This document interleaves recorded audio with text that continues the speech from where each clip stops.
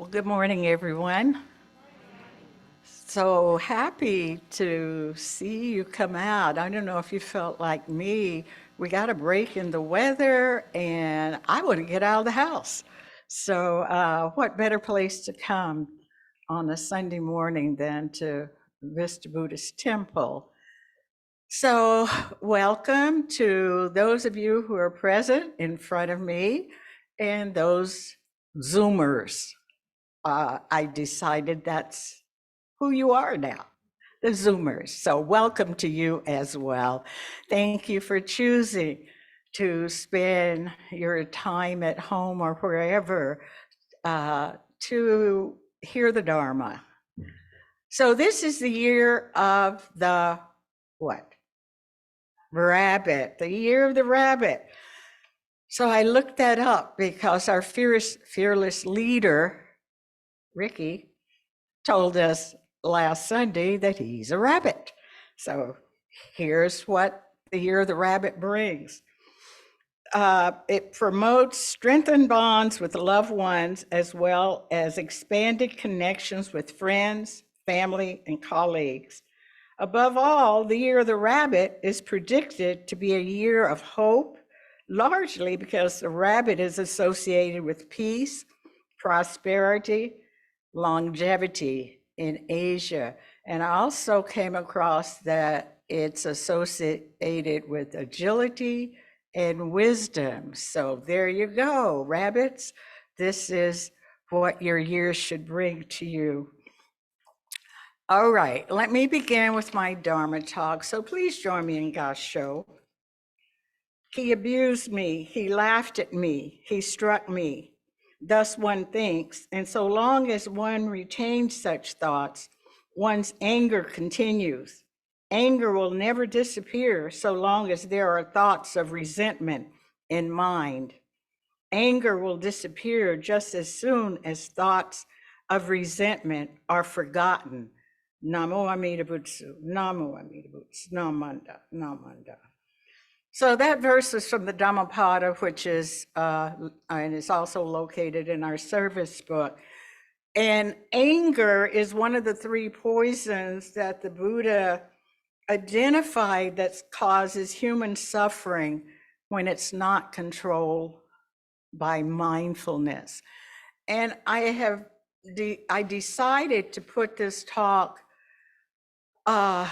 using anger because the person I want to talk about today was a role model for how one can keep their anger in check. So today we're commemorating the birthday of Dr. Martin Luther King Jr., who was assassinated over 50 years ago. However, his eloquent words calling for peaceful protest of injustice are meaningful today as they were at the peak of the civil rights movement and as they were most recently in the Black Lives Matter protests that began with the murder of George Floyd. So the third Monday of January has been set aside as a national holiday to commemorate Dr. King's work toward the promotion of nonviolence and taking actions to overcome racial injustice in our nation, and also promoting peace around the world. So the protest march is led by Dr. King, and those marches included people from all walks of life, from all religions, from all genders. But the one thing that he insisted upon was that the marches be peaceful, even though the marchers were going to be met by violent mobs who were angry and who disagreed with there being any need for justice. Many of the peaceful marches took place in southern states, but not limited to there. But people marched peacefully even though they face personal danger. Some of them were beaten, thrown into jail, and even some were murdered for wanting the rights guaranteed by the US Constitution to all citizens. Anger and racial hatred were the motivations that led to Dr. King being assassinated at the age of 39.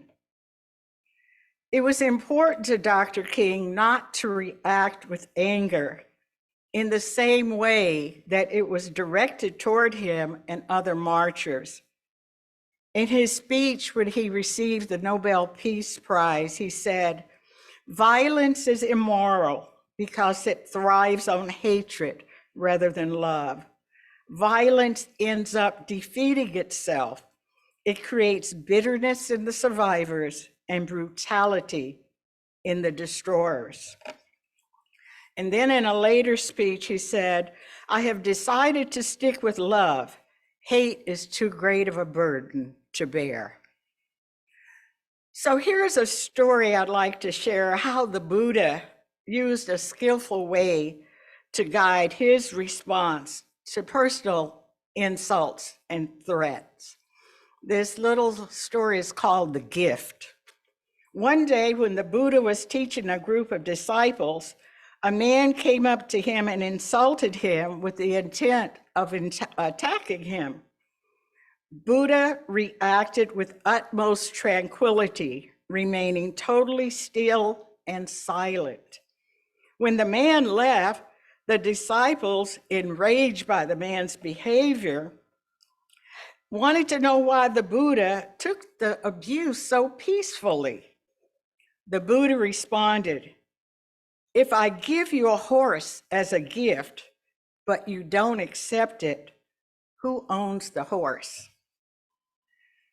The Buddha's message is that it is an individual decision whether to react to angry words directed toward you or to leave them on the lips they came from. Dr. King believed, as the Buddha did, it's best to leave the angry words with the person who delivered them. So then I stopped to think, would it be easy for me to listen to someone insult me and call me foul names and not say anything in return? I don't know about you, but that would be a little difficult.